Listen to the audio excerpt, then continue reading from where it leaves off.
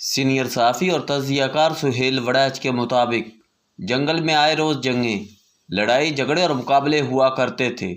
انسان اسی لیے جنگلوں کو چھوڑ کر شہروں میں آ بسا کہ جنگوں سے نجات مل جائے، مگر جنگوں نے آج تک انسان کا پیچھا نہیں چھوڑا۔ انسان امن اور تہذیب کا خوگر ہو کر بھی کہیں کہیں جنگلی اور کہیں نہ کہیں جنگی ہے۔ ہند سندھ کے جنگلوں میں تو جنگیں آئے روز کا کام ہے۔ یا امن بھی ہو تو در پردہ کبھی پانی، کبھی اسلحہ اور کبھی طاقت کے توازن کی جنگ جاری رہتی ہے۔ جب سے ہند اور سندھ کے جنگل تقسیم ہوئے ہیں، 3 کھلی جنگیں، کارگل اور پہلگام کی 2 محدود جنگیں ہو چکی ہیں۔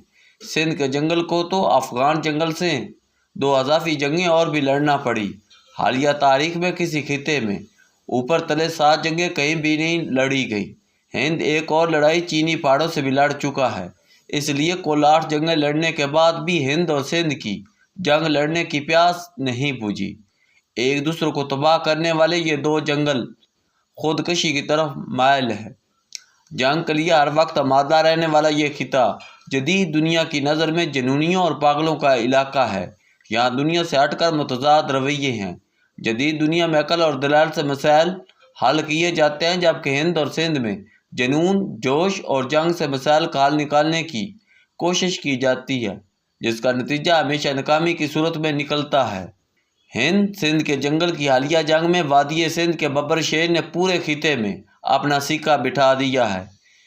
ہندی اژدہا شکست کے زخم سہلاتے ہوئے اپنے حصے کے جنگل کے جانوروں کو یقین دلا رہا ہے کہ وہ ہارا نہیں بلکہ وہ ببر شیر سے اب بھی آمادہ پیکار ہے۔ اب صورتحال یہ ہے کہ ببر شیر کا پلہ بھاری ہے، اژدہا زخمی ہے۔ ببر شیر کے جنگل باساتی اژدہے کو مکمل طور پر مارنے کے لیے اپنی صوتی لاٹھیاں لہرا رہے ہیں۔ اژدہے کو اپنے ہندی جنگل کے چھوٹے زہریلے اور انتہا پسند سانپوں کا بھی سامنا ہے، اور لبرل سیکولر کانگریس سے بھی مقابلہ ہے۔ آخری فیصلہ یہ کرنا ہے کہ زخمی اور کمزور اژدہے کو مار دیا جائے، یا سکندر اور پورس کے معاہدے کی طرح کمزور پورس کو دوبارہ سے گدی پر بٹھا کر نیوٹرلائز کر دیا جائے۔ انگریز برصغیر میں آئے تو انہوں نے مقامی جگیرداروں، گدی نشینوں اور طاقتوروں کو بھی پھر سے نواز دیا۔ حالانکہ وہ چاہتے تو نئے مقامی حکمران پیدا کر سکتے تھے۔ بظاہر ببر شیر کے سامنے مستقبل کی منصوبہ بندی ہو تو 2 آپشن سامنے آ سکتی ہیں۔ زخمی اژدہے کو سیاسی موت آنے دی جائے اور نتیجے کے طور پر ہندی جنگل میں سیکولر اور لبرل کانگریس کے رہنما راہل گاندھی کو برسر اقتدار آنے دیا جائے۔ اس سے ہندی جنگل انتہا پسندی سے نکل کر اعتدال کی طرف آ جائے گا۔ دوسرا آپشن یہ ہو سکتا ہے کہ زخمی اژدہے کو مزید زخم نہ لگایا جائے بلکہ اسے مزید پشتی سے بچا کر اسی سے مذاکرات کر کے نیا راستہ ڈھونڈا جائے۔ نئی آنے والی طاقتور کانگریس کی حکومت سے مودی کی آج کی کمزور حکومت مذاکرات کے لیے زیادہ سوٹ کرتی ہے۔ ہند سندھ کے مذاکرات کی میز کہاں سجے گی؟ متحدہ عرب امارات اور سعودی عرب دونوں نے پیشکش کی ہے کہ دونوں ملک ان کے پاس آ کر مذاکرات کر لیں۔ زیادہ امکان متحدہ عرب امارات کا ہے، مگر سعودی عرب بھی آپشن ہو سکتا ہے۔ مذاکرات کا ایجنڈا متوقع طور پر سندھ تاشت معاہدہ، دہشت گردی کے واقعات کی روک تھام کا طریقہ کار، سیز فائر شملہ معاہدہ کی بحالی وغیرہ پر مشتمل ہوگا۔ سیز فائر کروانے اور امریکہ کو اس معاملے میں کردار ادا کرنے کے حوالے سے اسلام آباد میں امریکی سفارت خانے نے اہم ترین رول ادا کیا۔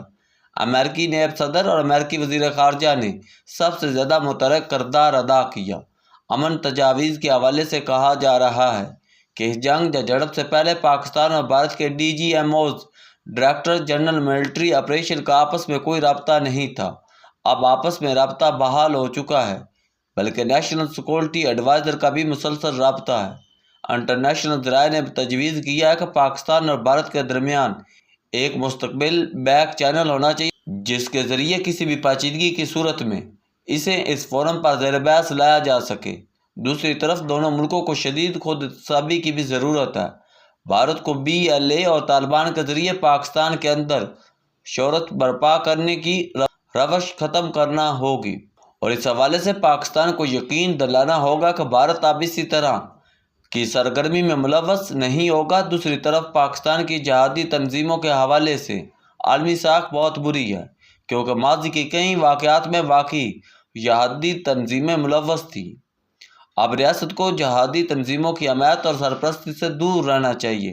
اب تک کی اطلاعات کے مطابق کشمیر اور بھارت میں متحرک جہادی تنظیموں نے دوبارہ سے متحرک ہونے کی کوشش کی ہے، لیکن انہیں سختی سے ناکام بنا دیا گیا، بلکہ ایسا ظاہر ہو رہا ہے کہ نان اسٹیٹ ایکٹرز پر پابندیاں مزید سخت کی جائیں گی اور انہیں کوئی ایسا موقع نہ دیا جائے گا کہ جس سے وہ پاک بھارت تعلقات خراب کر سکے اور نہ دنیا میں پاکستان کی ساکھ تباہ کر سکے۔ پاک بھارت سیز فائر کے بعد دونوں ملکوں میں دہشت گردی کے اسپانسرشپ سے ہاتھ اٹھائے جانے کا قوی امکان ہے۔ اگر مذاکرات نے سنجیدہ شکل اختیار کی تو پاکستان اس بات کی مکمل ضمانت دے گا کہ پاکستان ایسی کسی سرگرمی میں ملوث نہیں ہوگا اور وہ ایسے واقعے کی پہلگام کی طرح بین الاقوامی انکوائری کروانے پر بھی تیار ہوگا، اور پاکستان چاہے گا کہ بھارت بھی دہشت گرد تنظیموں کے حوالے سے ایسی ضمانت دے۔